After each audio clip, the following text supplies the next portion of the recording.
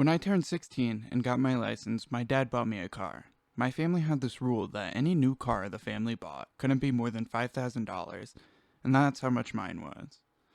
That was the norm before COVID. You could regularly find cars that were $5,000 or less and had less than 100,000 miles on it. Fast forward a couple of years, and my dad told me a story of how his dad and him split the cost of a truck and shared it. He mentioned that it only cost him $500 each, and he told me that we should do the same thing. So I went looking around. I looked at dealerships, I looked at Facebook Marketplace, I looked everywhere you could think of, and to my surprise, I couldn't find a good working truck under $5,000. In fact, I couldn't find any car that was less than $5,000 with less than 100,000 miles. I wondered to myself, what happened? Why are cars so expensive now? And this is what I found. There are many factors that play into the rise in price of used cars, but let's start where the biggest hike in prices happen. COVID had a drastic effect on everything from the supply chains freezing. One thing that took a hard hit was semiconductors. Without semiconductors, cars weren't being made, so the supply of new cars dropped drastically and the price increased. In December 2023, the average price of a new car was $48,759, whereas a decade earlier, in 2010, the average price of a new car was $29,217.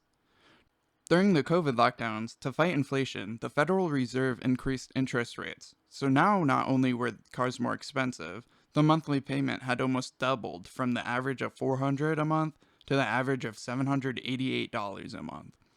With all these price increases to new cars, most people couldn't afford to buy new cars, which led to the increase in demand for used cars. With people needing new cars and not being able to afford them, they went to the only place they could, which was the used car market.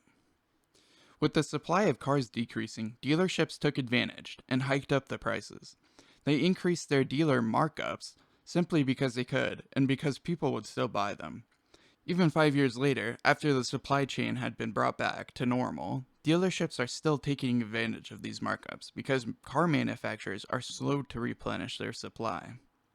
Another problem is a shift in perspective. There has been a big shift in perspective on cars over the last couple of years. I've been told all my life that cars are liabilities and not assets. But people have seen the price of their cars double in a short time, and the idea of a car being a liability has sort of faded away.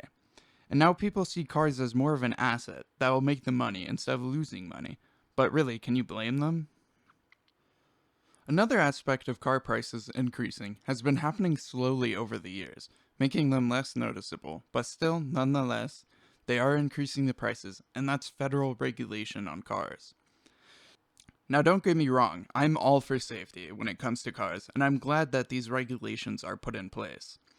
But they do, unfortunately, increase the prices of cars. Before 1966, cars didn't even need to have seatbelts in them to be sold in the US. In modern times, though, new cars legally have to have backup cameras, electronic stability control, and ABS. All these technology advancements in cars all add up. These regulations seem like they aren't stopping anytime soon either. State Farm has claimed that current safety features that are optional will soon become standard, such as blind spot detection, adaptive headlights, and forward collision warning. Now let's talk about something that is soon to come, Donald Trump's tariff plans. Trump recently announced that he wanted to put a 25% tariff on Mexico and Canada. In 2021, Canada and Mexico ranked 1 and 2 respectively in amount traded with a combined sum of $1,326 billion. Even though it's true the United States is the second biggest car manufacturer, car companies in the US source some parts of the car from outside of the US. A prime example of the US manufacturers sourcing parts is semiconductors. Taiwan produces about 60% of all semiconductors in the world. Semiconductors are an integral part of car manufacturing, as they are used in all of the electronics. And with cars becoming more heavily reliant on electronics, the tariffs will only increase the cost of making cars. Other car parts are made all over the world as well, not just the semiconductors. Manufacturing cars, even if all aspects are done in the United States, are soon to become more expensive, which will drive up the price for the consumer. So how does this all affect used cars? Well, with all the price increases of new cars, People are being priced out of being able to afford new cars. So the only place they can buy new cars are from used car places, whether that be from a private seller or from a used car dealership. There is only a finite amount of used cars, so when the demand for them increases, so do the prices. And that's why right now, if you look for a used car for yourself, you can't find one under 10 grand in a nice condition. And it's gonna be like that for a while, until new car inventory returns back to normal and prices start to go down for new cars.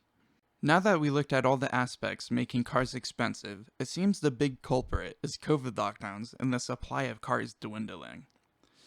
But with the supply chain returning to normal, and with talks of the interest rates being cut, it's looking good for the future of the car market. So if you're thinking about buying a new car or a used car, I would hold off for a while until prices start to return to normal. I believe the average price of a new car will start to return back to normal in the near future.